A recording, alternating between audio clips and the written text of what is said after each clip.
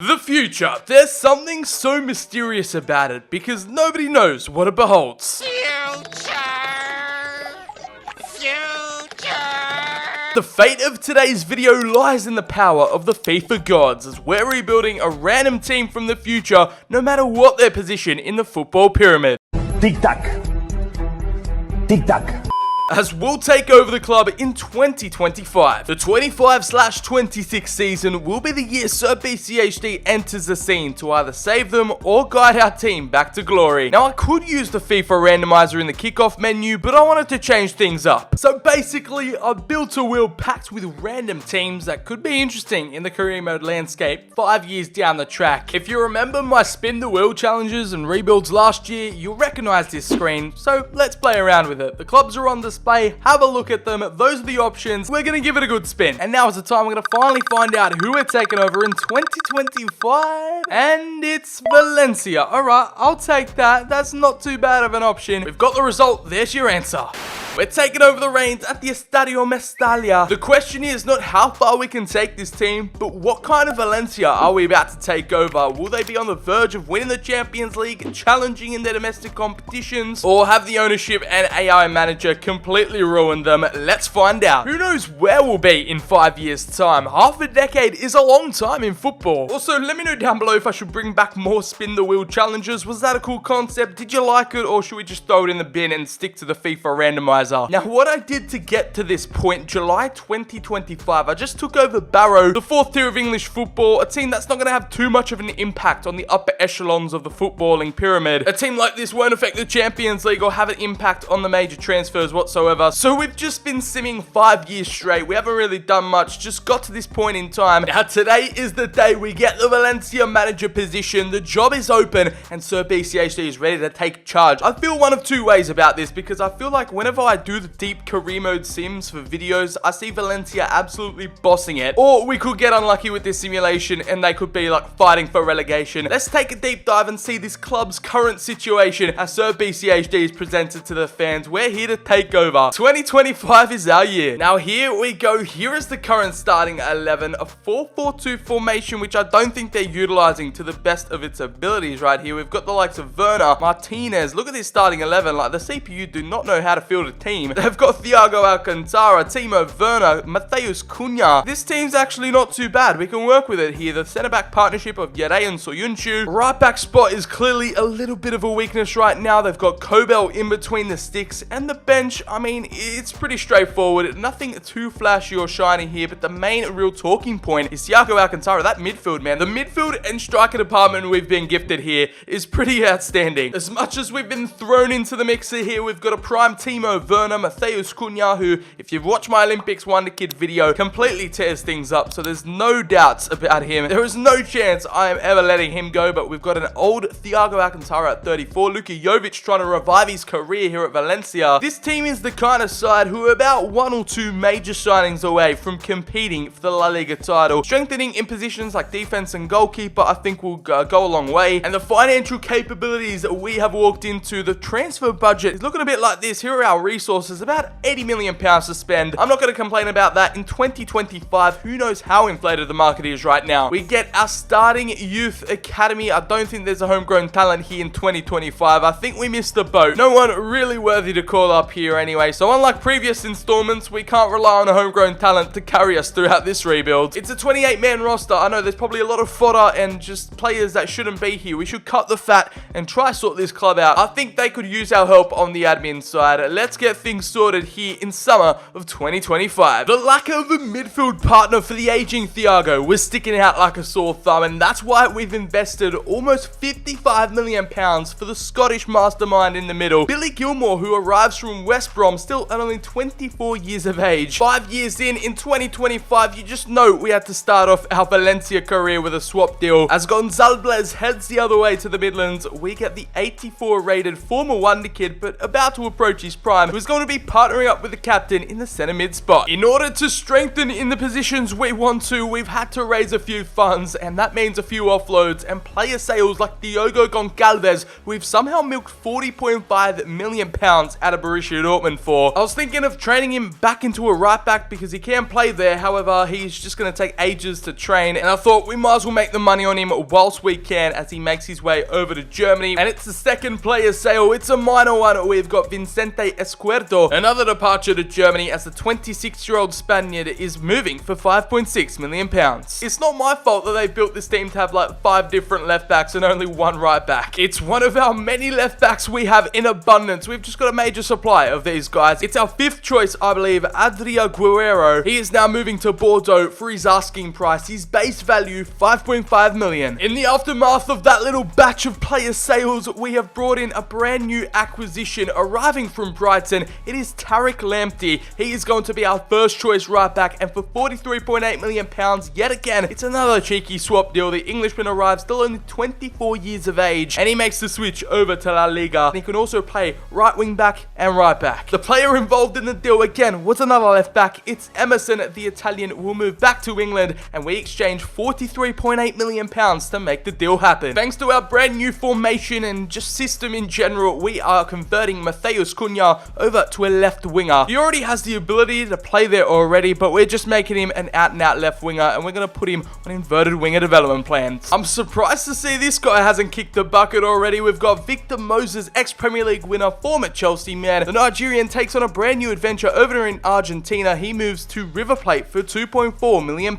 Left backs, come get your left backs. It's going to forever be known as the 2025 summer left back clearance sale here at Valencia. We have just culled every single one of them, pretty much nearly all of them. It's an now 32-year-old Levin Kurzawa. He's making the move to Mainz over in the Bundesliga for £5.2 million. It looks like we've beaten Sampdoria to the punch here for the free agent signing of Alexander Newball. I saw him wandering around in the free agency, and we've offered him some employment here at Valencia over in 2025. I don't know if he's going to overtake our current number 1 or just be a solid choice as a backup second choice in between the sticks. Signing the German for absolutely nothing, I'll take it. It's finally another major sale in the books. A player departure that's going to sting. It's a backup centre back, but the funds need to be raised as Hugo Guillamon is going to switch to Roma over in Italy for £25.6 million. Was a decent little backup for our current 2 pairing. However, again, we just need to raise as many funds as possible. Now, finally, after countless negotiations back and forth, we can secure the signing of Josko Gvardiol. Arriving from Hertha Berlin, he actually transferred to RB Leipzig in real life. The Croatian defender will come in and is going to be one of our biggest signings of the summer. £43.6 million to secure the defender's services. And I feel like he can become a great leader at the back and replace one of our aging defenders. Don't worry, our brand new number 4 is very versatile. He can play at left back, so after the major left back culling of 2025, he can fill in the role of Sanusi just in case of any injuries or suspensions throughout the year. So he's going to have to juggle a couple of roles in this exciting Valencia squad. After a pretty tumultuous transfer window, we have found the last piece to the 2025 Valencia project. It's the final complete package of Ajax Moriba, a midfield general that will one day be the heir to the throne of Thiago Alcantara in the middle. For £32.4 million, we've exercised our entire transfer budget, and here he is at an 80 overall. He actually wants to leave Barcelona in real life. I've been hearing there's some contract disputes with him, so who knows, by the end of the transfer window, he could have just torn up his Barcelona contract. It could be at any club in the world. Our brand new number 7 has completely sucked up every single penny of the transfer budget. No other actions can be made. Here is how the Valencia 2025 starting 11 is looking, and headed into this season, we got the likes of Billy Gilmore, Gvardiol, the brand new signings involved. Lamptey will be starting at right back. We've got Ajax Moriba on the bench, but for the time being, I think they could at least challenge for the top 4 spots. Champions League football qualification may be on the cards. I'm not going to complain. It's a pretty solid mix. Obviously, it could have been better. It could have been way worse. Look at the clubs we had on that list. It's a stunning blend of youth and quality as a 4.5-star Valencia. Let's see how long it's going to take us to guide them to European glory. Here we are arriving at the end of technically season 1, but it was really like 6 seasons down the line for Valencia. They finished in 6th place, qualifying for Europa League football. Couldn't really crack into that top 4, which seems so set in stone. That is going to be our first domestic task as Atletico Madrid take home the title, Barca finishing in 2nd, and Valencia collecting 66 points, landing in 6th. How many more 6s do we want? As the La Liga Santander campaign ends there, we take a look at the Copa de España, where Barcelona win that one out 3-0. Our future Valencia squad getting knocked out in the round of 32 to the future finalists Getafe 2-1. As they were actually competing in Europe this season, the Europa League saw them join into Group A against the likes of Torino, Genk and Craiova. They finished top of that group and surpassed Feyenoord in the round of 32 6-0 on aggregate, and then in the round of 16 they met their match Wolfsburg, tossing them out of that one 5-3. It was a European Cup run cut short as Arsenal win it out 3-1 against Real Sociedad in the final. Now, who were the top performers in this team? The main MVPs who they relied on throughout this season? Was it the original signings that were here before I took over, or were they my signings? Let's find out. As Matheus Cunha, I think, yeah, the top three, it's pretty much all of the signings we were greeted with here as soon as we took over 2025 sees Matheus Cunha now 20 goals and 9 assists, being the main striker and attacking threat. 29 goal contributions for the Brazilian now at an 87. Timo Werner actually scoring with 17 goals and 2. Luka Jovic found the back of the net 14 times and also got himself 4 assists. Ezequiel Avila off the bench with 8 goals and 1. And Billy Gilmore, finally, we get down to one of my signings, the Scotsman in the middle with 6 goals and 5 assists. We had Tariq Lamptey from right back, 4 goals and 2. We continue to scroll down. Gavadio got himself some great appearances, experience under his belt, now growing up a +3 to an 84. Alex Muriba did get himself involved this season. No goal contributions for the Spaniard. We face pretty much the exact same story headed into Season 2 or 2026. A crucial transfer window coming up, the Europa League to compete in, and a pretty thin squad which we need to keep on the mend. The quality is there, the team is starting to fall into place, so let's see what more progression we can achieve in Season 2. This future team rebuild is actually starting to be quite fun. I like this concept. Now, Sir BCHD's 2026 transfer budget with Valencia is looking a bit juicier this time round. We've got about upwards of £166 million to go wild with this summer. Now, we're splurging a major chunk of our budget right here on a bit more defensive cover. We're bringing back Eric Garcia to the homeland. It is the Spaniard's return to La Liga. Recently made the switch on a free to Barcelona in real life, and now we've picked him up for £50.4 million,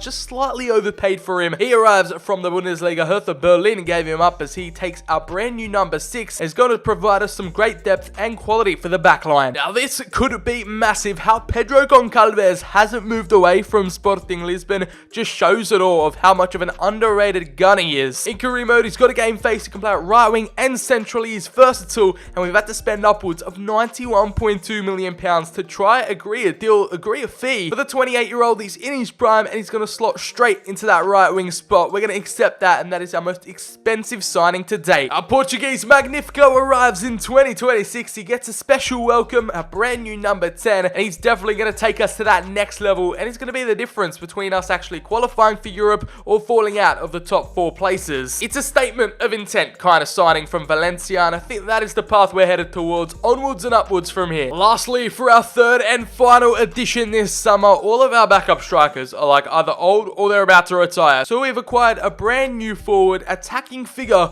Hugo Duro. What a name for football. Our brand new number 33 cost us £33.8 million, but I think I kind of just signed him because of the name. I don't know, Hugo Duro is funny. Former Real Madrid Youth Academy player as well. We'll see what the 26-year-old can do here back in La Liga. With our budget being reduced to atoms this summer, we have basically got our first starting 11 here. No more changes or sales required. You can see Iliax Moriba taking over Thiago's spot in the midfield, overtaking him in overall and quality. We've got our brand new franchise signing, high budget transfer Goncalves starting at the right wing spot, and our boy Hugo Duro will start on the subs bench just like Eric Garcia. I'm crossing my fingers and hoping they can secure Champions League qualification for Season 3. Fighting on multiple fronts, it would be kind of nice if they could win a cup along the way, but hey, I'm not going to be fussy. Let's sim Season 2. We've come to the conclusion of our second year in charge here in 2027, and Valencia have qualified for the Champions League on 77 points. They finish on equal points as Barca 77, the lucky number. Climbing into that top 4 conversation, it's Atletico and Real Madrid fighting for the crown, but it's Atletico to come out on top. We batted out Sevilla to the 4th place punch. Leganes finish in a high 6th, and in terms of the relegation battle, it is Real Valladolid, Sporting Gijón, and Real Oviedo all getting relegated. In terms of the Copa de España, we couldn't make it all the way to the finals as we were eliminated in the round of 16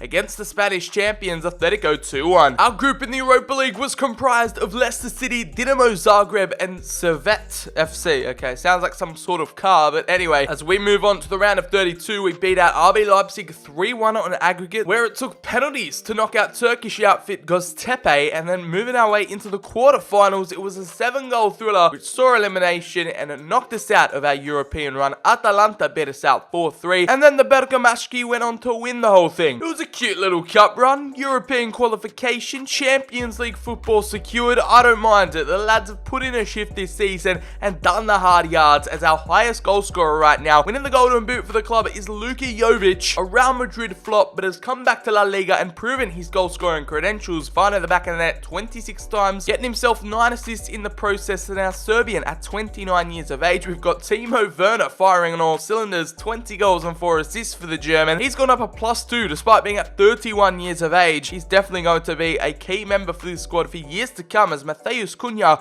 who was our marquee goal scorer, an MVP of this squad, his goal production is now down to 14 goals and 7 assists. We've got Pedro Goncalves, our brand new marquee signing, with 11 goals and 7 assists, the number 10, finding it hard to adapt to life here in Spain. 18 goal contributions for him. Iliax Moriba is filling in the boots of Thiago quite nicely here with 8 goals and 7, as Billy Gilmour seems to be pulling the strings from midfield. 13 assists for the Scotsman, and also getting himself 5 goals. Tariq Lamptey did face a couple of injuries towards the back end of the season. The Englishman with 2 goals and 1 assist still got himself 45 appearances. Hugo Duro getting himself 2 goals and 1 assist off the bench, and it looks like the goalkeeper reins have kind of been shared a little bit between Kobel and Newell. We've got our main key assets, our crucial first team members. However, we do have to say goodbye to a fair few players. We've got Thiago, who will be retiring at the end of this season. Alexander Newell, who I accidentally didn't renew his contract, so he's out the door. We've got Josef Martinez also hanging up the boots. Augustin Gutierrez, a random youth academy player, is leaving, and Ezequiel Avila, he's headed out the exit door as well. So 5 departures, which is going to bring our roster down to 19 men. Not the ideal scenario we want to be in. A lot of admin work as we head into the summer of 2027. Let's get this underway, as Valencia now have Champions League football to look forward to, and I have no doubts that we have a chock-a-block transfer window coming up next. After the clear tug of war between Newell and Kobel last year for our number 1 spot in between the sticks, I've decided to recruit a brand new number 1, and he's going to be a starter. It's the former Leeds United goalkeeper Ilan Meslier. The French shot stopper arrives for £55.6 million. We managed to negotiate a deal with Napoli for his arrival, and he's going to be taking the reins of our number 1 spot. It's going to be the second goalkeeper. Kobel relegated to a backup, and is probably going to be stripped of his captain's armband. We've actually decided to go full guns a-blazing, signing 2 Napoli talents. A duo from Naples have arrived, as João Manuel Rua Fernandes is actually Ronaldo's region, CR7 reincarnated, and he spawned onto Neapolitan shores, has potential to be special, and is valued at £46 million. We managed to snag him for £68 million at 20 years of age. He's probably going to act as a backup for the first couple of years, but could easily take over Timo Werner and Mateusz Cunha. But oh my goodness me, look at those arms. The noodle/spaghetti arms are back, and boy, I think they're the longest I've ever seen. Like, how long are they? That is crazy, man. He's looking like Slender Man out here. Oh, wow. Look at that. Oh my god. Oh, this is bad. Oh, 2027, we've got a bloody skinny arms problem. I think I know how to fix this. Someone told me in the comments. I've seen it online.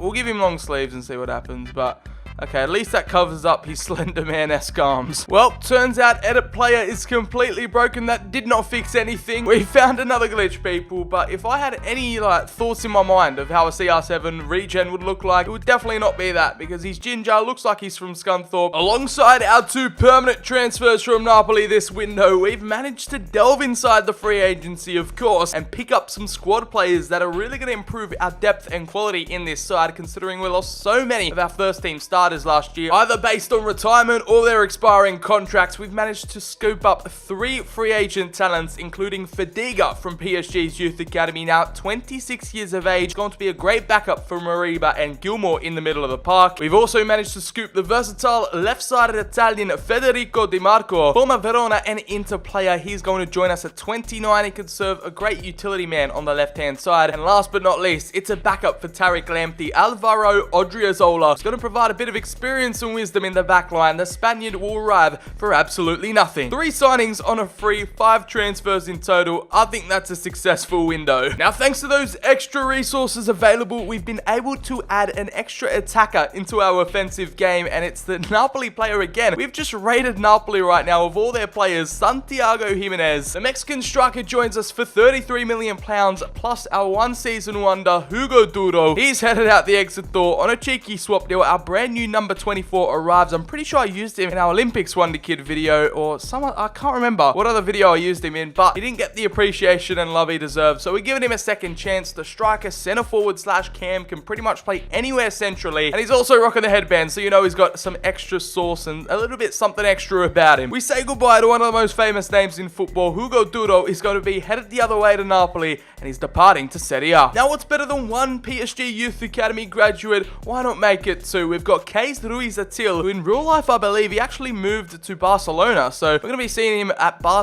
for FIFA 22. However, we're going to accept the Moroccan as a backup cam slash central mid, just like Fadiga's going to play, beef up the squad and ensure that we have the ability to fight on multiple competitions, to fight in multiple fronts. Did use him in the non-existent club rebuild, I remember, so we're giving him yet another shout out and appearance in today's rebuild. The transfer window has come and gone after spending over £140 million.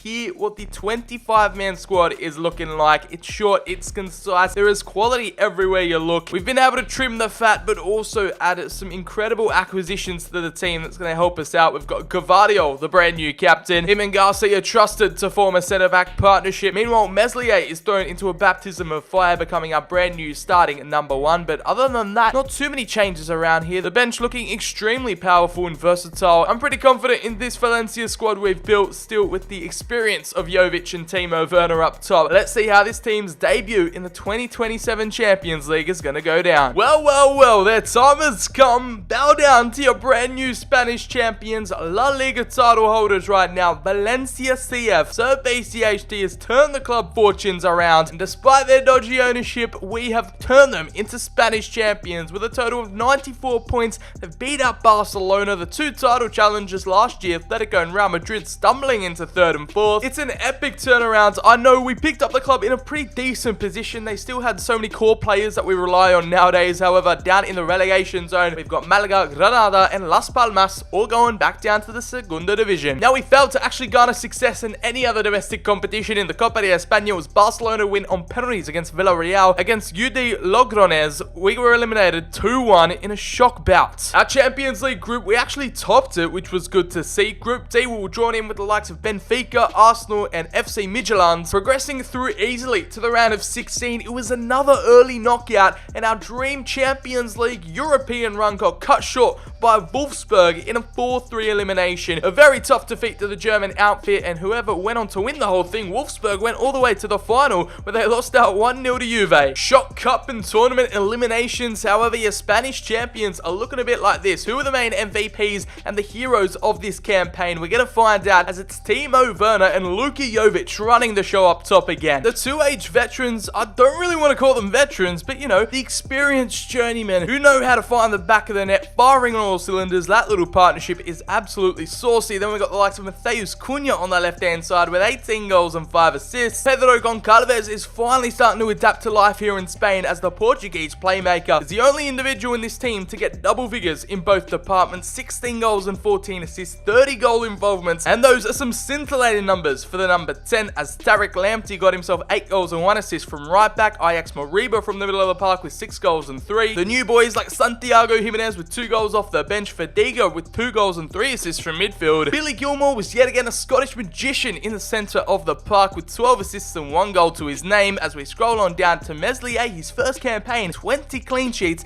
and an average match rating of 7.2. That is stunning stuff for the French shot stopper. Now, our highest valued asset is Mateus Cunha, a baller which was already here upon our arrival in 2025, valued at £116 million. He actually has that massive release clause in his contract, so we're going to have to deal with that. However, the player that we have signed, who is of the highest value, is Pedro Goncalves, who arguably had one of the best seasons in goal scoring and assist playmaker wise. Luka Jovic is up there too, Alex Moriba is climbing up the ranks, and Tariq Lamptey is an outside shot for that 100 mil range. While some of the squad have shown that they're experienced, some other parts and areas of the team have proven that they can't handle the big lights, the European stages, early eliminations in 2 vital competitions. Leaves a lot more to be desired for season 4. Let's wait and see how the lads perform in 2028. It is a massive turning point for the team as we enter the latter stages of the decade. It's a new dawn, it's a new day, it's a whole entire new ball game. The transfer market inflation has reached new peaks as we've entered a transfer budget of £200 million. Now, if you thought one was enough, no, we had to collect them like infinity stones. We've got Ronaldo's regen, and now we've gone all out, balls to the wall, for Messi's regen. Ignacio Rodriguez, the right winger, is world class, already at 89 overall, probably had potential to be special, and now £150 million has convinced Sassuolo to trade him over to us, and now we've got the keys to the kingdom with some of the 2 greatest players, the Ballon d'Or rivals, just one of the most iconic player footballing rivalries we'll ever see, now reincarnated and reformed here in this future team rebuild. Ignacio Rodriguez, meet your boy Hua Fernandez, as I'm sure they're going to be battling it out for a first team spot. As his arrival is so exciting, it's got everyone buzzing. Whilst we can go out and luxury spend on the big ballers, the flashy brand names that we can go out and approach and sign, we have now actually had to focus our attention towards a weakness in the side, or one of the lesser rated players in the team, left back. Now we've poached Ferland Mendy from Arsenal, plus our current left back Sanusi. He's involved in the swap deal, headed the other way to North London, plus £15.6 million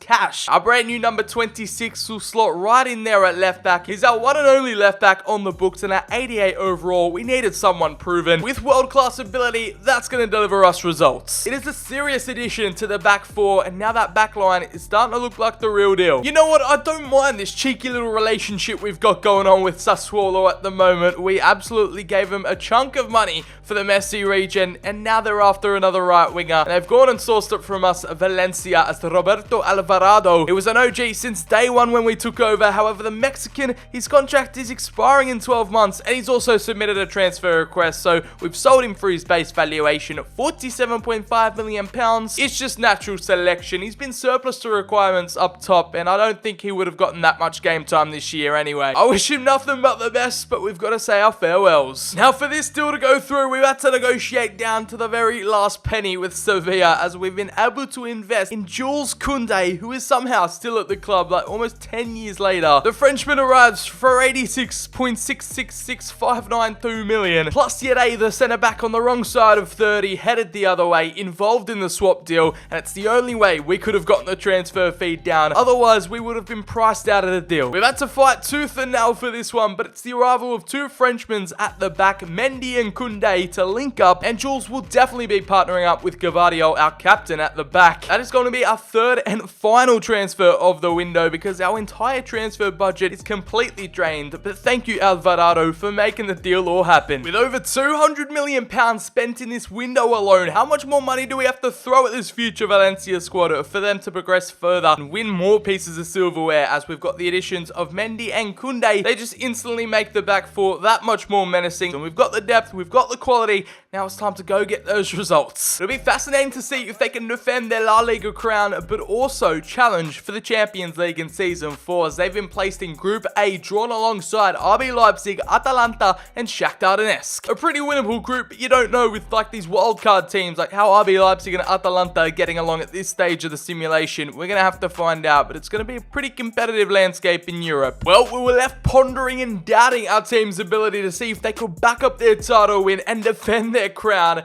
and they have gone one step further. 1, nearly becoming invincible, and 2, nearly Centurions, gathering 97 points this season. They just miss out on 1 loss. I wonder who they lost to, but that is going to be so close to the perfect season, but it's here. 2 La Liga titles in a row. No one really came close. Atletico Madrid runners up with 85 points. Barca and Real make up the top 4. Leganes have kind of become a dark horse, like decent team in this save for some reason, up in 5th, and towards the relegation zone, it is Mallorca, Alaves, and Este Huesca all going down. Now we're moving over to the Supercopa de España, and our boys made it all the way to the final with a 1-0 win against Villarreal, and besides from the league, that is their first piece of domestic cup silverware, and they actually made it past past Atletico on penalties 5-4 in the semis. Transitioning towards the Copa de España, where it was Atletico Madrid to take home that one 3-0 against Osasuna in the final. And again, we just seem to struggle in this competition every single year, no matter who we're up against in the round of 16, as it was elimination to relegated Mallorca 3-2 in a 5-goal thriller. Now the Champions League, we all knew we were going to come out on top. I mean, it was already pretty much predetermined as Atalanta and Leipzig fought it out for that second place spot. We came through on top to face Liverpool in the round of 16, progressing past them 5-2 pretty convincingly in the quarterfinals. We were matched up against BVB and we took them down at 4-2, eliminating the German outfit. And then on penalties again, in another semi-final, we come through 5-4 against Barcelona in an all-Spanish affair. And that means we are all set up to face PSG in the Champions League final of 2029. So in 4 seasons after our 2025 takeover, we have made this team Champions League final worthy, and we're back at it again on the big stage, up for a big dance. I'm grateful we don't have to face FIFA 22 PSG. We've only got the FIFA 21 version to worry about. They knocked out Man City in the semis, which would have been a oil money derby. Before we hop into tonight's match and play it out, let's take a look at the team that got us there, the main MVPs and the performers this season. And the one who stepped up and pushed his way to the top was Ignacio Rodriguez, Messi's regen, coming through with 33 goals and 5 assists, 38 goal involvements, an average match rating of 7.7. No one can match this man. His work ethic, his performances on the pitch are unmatched. Meanwhile, Matheus Cunha, who's slowly starting to become one of my favorite players in Carimo this year. The Brazilian approaching 30 years of age, he scored 26 goals and 9 assists. Back on his business again, we've got Timo Werner finding the back of the net 22 times, getting 2 assists as well. Luka Jovic with a bit of a downturn in terms of output and productivity, 13 goals and 1 assist for him, but Eliax Moriba coming through as a total midfielder, 11 goals and 19 assists. That is, what, 30 goal contributions, if I'm doing the maths right, an average 7.4 match rating. He has really come out of his shell and transitioned into a, like, Yaya Toure-esque midfielder. Pedro Goncalves struggled after Messi's regen's arrival. However, the Portuguese main man with 6 goals and 11 assists, still doing his thing. Ferland Mendy with 2 goals and 4 from left back, and Billy Gilmore, the Scottish playmaker, coming through with 11 assists again. Ronaldo's regen in and off the bench with 1 goal in 20 appearances. We'll scroll on down to see any other performances we need to take note of, and it's Ilian Meslier. Ever since he's arrived, he's only gotten better. 23 clean sheets and 2 cheeky assists for the Frenchman in between the sticks. And I've had a change of heart. I've decided to give Tariq Lamptey the captain's armband. He's going to lead the lads out tonight in one of the club's biggest nights in history. We've had the development plans applied since day one, and here's your in-depth look at the team as a whole. And you can see we've only had 24 players. It hasn't been one of the bulkiest rebuilds. Like, we've come through with 40, 30 players in the past, and now we've just chosen a concise number. The keys to the kingdom, the pieces to the puzzle, adjusted and gelled into the system well, and we've kept the entire team happy. Everyone knows their place, quality, and role in the team, and it's Ignacio Rodriguez, now the highest valued asset, the Argentine, now up to an £139.5 million price tag. Here's our starting 11. The central midfield and the goalkeeper pretty much remains the same, but it's Rodriguez to fill in. Messi's regen replacing Werner.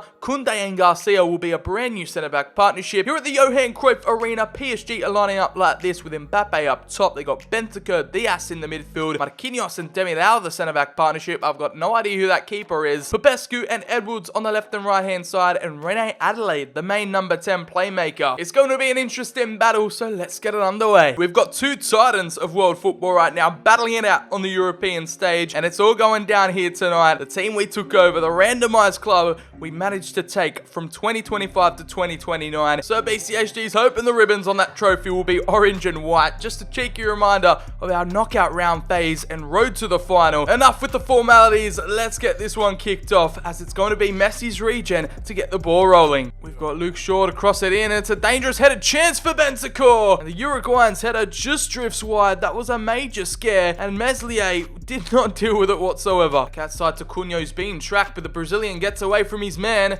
and now the ball inside. How is that offside? Messi's regen all over the place, as we've got Pedro Goncalves. Luke Shaw completely sweeps him up, and the referee just, not blowing any fouls tonight. He's letting everything go. Oh my god, Luke Shaw is having an immense game right now, and I'm not even going to deny it. Our midfield's getting overrun. It's Popescu back inside to Rene Adelaide. PSG, whenever they go forward, look like scoring. Gilmore, thank you.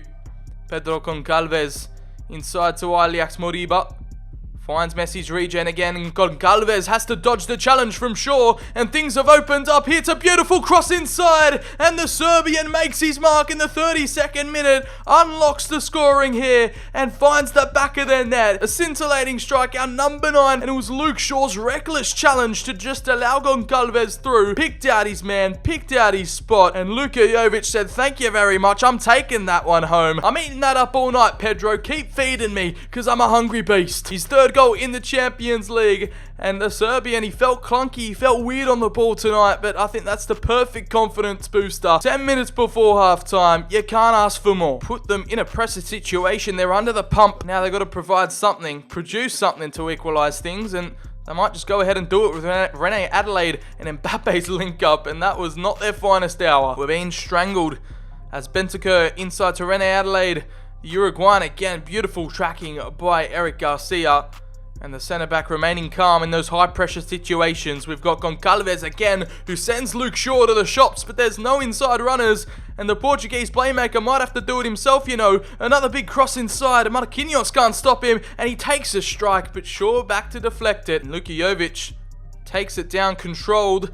Ball outside to Matheus Cunha. Will they allow us one more chance? The Brazilian inside, and that was a dangerous ball in the chamber of uncertainty, but it will end the first half 1-0 to Valencia, thanks to Luka Jovic and Goncalves with the brilliant cross inside. We find ourselves with the main advantage, just that one goal cushion, as we head into the sheds for the second 45. Outside to Gilmore, we build from the back, and everyone's getting a touch. It's total football in action tonight, and Messi's regen finds Pedro Goncalves, who is owning Luke Shaw at the moment. Back inside, Luka Jovic. He can put the ball through to Moriba, and the run. So close to another goal scoring opportunity. It's been gobbled up by the keeper. Push forward. PSG now desperate for this equaliser. Oh my goodness me. Mendy with the tackle. He somehow salvages the situation, but we fail to clear our lines. And Edwards again.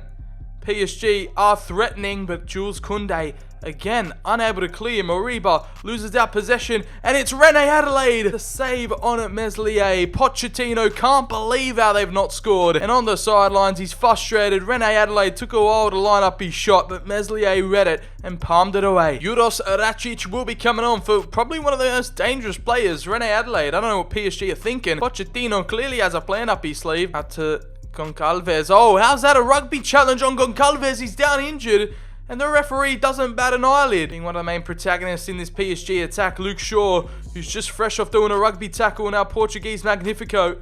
Inside to Bentancur again, and Racic with the shot. Meslier with another big boy save. It keeps us at 1-0 up. He wants the clean sheet more than he wants the Champions League trophy. As Mbappe inside finds Racic once more, and he can't stop that one. It's a powerful strike, and the Serbian, I think he's Serbian, absolutely smashes it through. This man must have 100 shot power in the locker, and the PSG fans go absolutely wild. Meslier completely phased. And oh my goodness me, that might just be the most perfect strike I've ever seen of the ball. Into the top bin, Stevie G would be jealous. As Pochettino's man who came on, we doubted his substitution, but he's come through with the equaliser. Popescu, ball over the top, Mendy clears away. And Moriba out to Goncalves, he's picked up a knock. Thanks to that Luke Shaw rugby challenge, but he's going to strike on because he's an absolute warrior and a champion as Luka Jovic finds a yard of space one-on-one, and he's had it again. The Serbian with a double in the Champions League final. 5 minutes remaining, and he stomps down the corner flag. It was a lovely piece of attack and play, a low drilled shot into the bottom left-hand corner, and our number 9, absolutely ruthless, freezes past the goalkeeper. The PSG defense can't keep him at bay, and we find an instant response to that Racic thunderbolt. His 4th goal in the competition, a brace in the Champions League final, and to top it off, to make it even better, it's an injured Goncalves with the assist. And to Kerr now, PSG in desperation mode. It's panic stations for the Parisians as Moriba was knocked off the ball. We have a double change to make, but doesn't look like they're going to come on the field. And again, Moriba with another classic interception, trying to peter out this PSG attack. The substitutes were not needed, and Valencia taken over in 2025. The random future team we decided to take the helm of. It's been 4 years of trust in the process, but we've done it. A Luka Jovic double in the final, a player that they themselves scouted and bought before we we even arrived, and it's the Spanish outfit to take home the European prize on a brilliant night here in Amsterdam. They fought through the trenches, they knocked out some giants, and the Parisians were next on their hit list. It was a brilliant team performance from the midfield defense. Luka Jovic just came through with 2 scintillating strikes low and hard into the corner, and that's all we needed. It's rebuild complete. The future team has now climbed their way to the top of world football, and if you did go on to enjoy this little bit of a different rebuild content, make sure to drop the video a like down below. Hit subscribe if you're new around here. Follow me on all my socials. They're linked down in the description below. But I'm gonna bounce. I'll leave you with the Champions League final celebrations. I've been Sir BCHD. Have a great day, and I'll catch you all in the very next video. Running out of time and I'm running out of patience. Don't know why do I feel so spacious? Keep on holding on even though I know I'm wasted. Answer to the question, yeah, I know I'm impatient. Running out of time and I'm running out of patience. Don't know why do I feel so spacious? Keep on holding on even though I know I'm wasted. Answer to the question, yeah, I know I'm impatient. RACE, I've been in a race. Wake up different place, yeah, I feel I'm out of place. I don't know what's going on, I've been moving day to day. This time, I won't run away, keep my demons away. Locked up in the closet, ain't got no closet space. Running out of options, problems on problems. I don't know. And it goes on and on and on. And it goes on and on and on. And it goes on and on and on. And it goes on and on and on. Running out of time and I'm running out of patience. Don't know why do I feel so spacious? Keep on holding on even though I know I'm wasted. Answer to the question, yeah, I know.